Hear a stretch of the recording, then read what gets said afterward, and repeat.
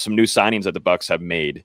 They've been very busy in the last week or so. I'll go through and start naming off a handful of these, and we can jump into whoever we want to. But let's start off with Raheem Nunez-Roches. As we know, we all know that name, Mr. Nacho himself. He's back. He won his Super Bowl with the Bucs too, but he's signing on a 1-year deal. There's some good depth, some help there behind Vita, Mr. Vea. I'm just excited for those locker room visits, even though I won't be there anymore to see them in person. But Nacho is fun. Nacho, very entertaining in the locker room. So great in the locker room, dude. I love it. Mm-hmm. And his video that he did with the Bucs, they had to censor out him yelling that F word. I love it. I like it. It's classic Nacho, right? Like, he's not going to care like what he says. It's just perfect. No. And I love it because also too, if you guys remember being at training camp or practices, you would hear him from a mile away. You're like, yep, Nacho's out there. And you're like, who is yelling? Who keeps yelling at training camp? Well, that's awesome for energy. I mean, like, no lack of energy, like, doesn't lack energy whatsoever. So, like, if that's something the Buccaneers were missing, which we all knew it was, that's going to help a little it's going to give you a little pick me up there in the room. So I do like it. Mm-hmm. Absolutely. David Sills is coming with some ties there, of course, with Zach Robinson coming from the Falcons. He's a wide receiver. Justin Skule, everybody knows him. Offensive tackle, he's coming back. And then also to Keemon Hall, a cornerback.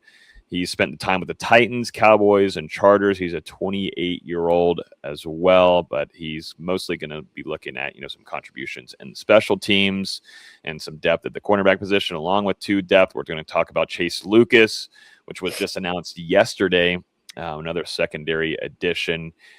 Just had a short stint there with the San Francisco 49ers, but is going to help with some depth.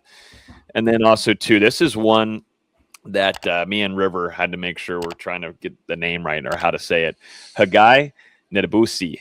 I think that's right on right there. He's a defensive tackle. He's coming from Nigeria. And if it's not, we're sorry. Yeah, I know. If it's not, we're sorry. We'll handle it at $1. But he's a defensive tackle, so I don't think I'll last too long. But he's from Nigeria. He spent some time on the Texans practice squad, and we'll see. He might join the team as an international player pathway program developmental kind of guy coming in. But some signings there that the Bucs have made in the last week. But I think, of course, that Nunez-Roches is a big one there that all of us are excited for. And, of course, some things that they're doing at the offensive line and the cornerback position. To be completely honest with you, I'm a little confused. Are you? Yeah, bringing back Nunez-Roches, bringing back Justin Skule, older players who have shown to be decent but not super productive, just, going through familiarity. Skule, at least, is a swing tackle, had some success after that dreadful Lions game when he filled in for Tristan Wirfs, or Luke Gedeke, actually, in 2024. But he did play some good games after that, so credit where credit's due there. But you do have Ben Chukwuma there as well, right? So the Bucs seem to really be going for some older players, and they're signing players that they used to have familiarity, and I just don't know if that's the right move given where the team's at the moment. So we'll see how that works out. A lot of special teams value in a lot of these signings.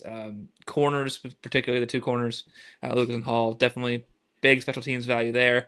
Don't want them starting. So still, I think, need to get a cornerback high in this draft, especially given that your 2 starters there at cornerback are Zion McCollum and Benjamin Morrison.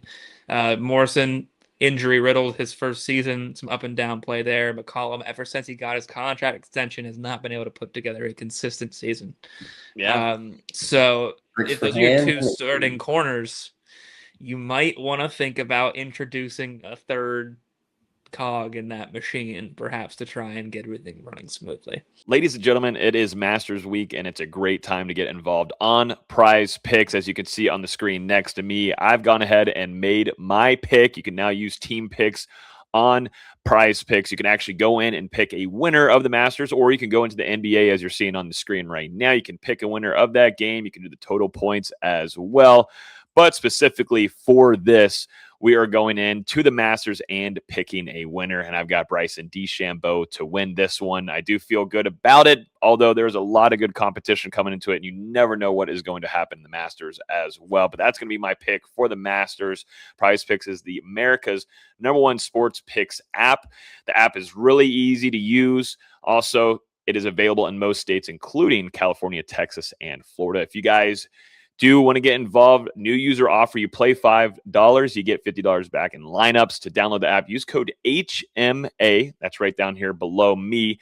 And that link is in the description below. Good luck with all your picks on Prize Picks. Yeah.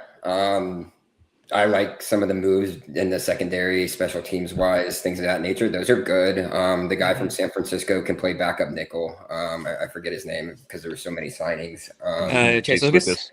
Yep. So he can play backup nickel. So there's kind of your Christian Izzian piece. Well, JJ Roberts is your Christian Izzian. Right, but they'll battle it. Those are your two guys that'll kind of be battling there for backup space. I think both of those guys make it by, just saying, like, both of those guys will probably make the roster in some sort of fashion. But the Roches signing, it's not going to move the needle. You don't really necessarily need him. But again, I think this team was looking at some of these moves as like, okay, well, this locker room is stale. Like, there's nothing, going on. Like, it's just like we're going out here doing our jobs and whatever, moving forward. This is going to be different. I think this is more of a locker room signing, a guy that's going to, like I mentioned, bring up the energy levels in that room, in that locker room, and be able to get guys more excited to go out there and play football on a daily basis. And then the school signing, question mark, because they did like what Chukwuma was able to do last year in those spot moments. But I do think that, school was horrible for the Vikings this past season. That's an honest observation. I think everybody can make, and especially Vikings fans have made. It was rough. And that's fine. But we did see, as mentioned by River, he did have a little bit of success, and that was with Carbs, right? That's with the offensive line coach that the Buccaneers have. So, like, bringing him back is not a bad option, even though you do have a backup swing guy that can play both. Why not get some depth there with the possibility of even running him a little bit inside? You've had problems inside. He's just kind of going to be a depth piece. I'm not sure what his abilities are when it comes to working inside, or if he'll even be able to with whatever limitations he does have from being a tackle and how big he is. But it would be great, to see him take a step or be able to have a little bit of added additional depth there. So I want to wait and see on school. Don't love it. Don't hate it. It's just one of those situations like, okay, let's move on, see what happens next.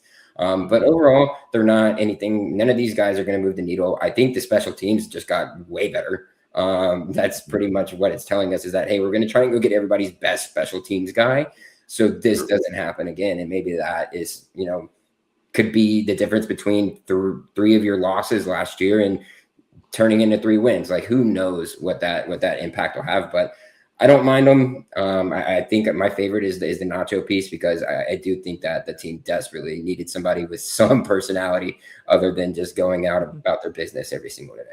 Yeah, the Bucs have made a lot of moves this offseason throughout the special teams department, bringing in Danny Smith from the Pittsburgh Steelers. Yeah. I mean, there's been a lot of emphasis on that, making some changes with the special teams coaching as well. So it was much needed. I mean, it had to happen. And you like that adjustments are being made there. But like you guys said, it's nothing that's going to be so riveting here. There's a lot of depth pieces, some things you want to take care of on the special teams part of things. And then maybe, you just need some juice, like you said, Caleb. This team was missing that last year. That's why they brought in JPP at the last minute to try to, revitalize the defensive side of the ball, the locker room there, even just maybe the entirety of that locker room, just because it felt like some things were dead. And we did see that after games where you go in the locker room, man, it's just like not a lot of communicating. Of course, the losses are losses, but it just felt like the confidence was shot from that team, and no one was really able to step up. And, I think a lot of the guys kept things to themselves, and maybe a guy like even Mike Evans, where, you would hear some things like Levante David speaking after games, but after that, it just kind of goes dead silent, and there's no communication afterward, and they're just trying to look for any kind of optimism, and that never really was the case for them in the latter half of 2025. So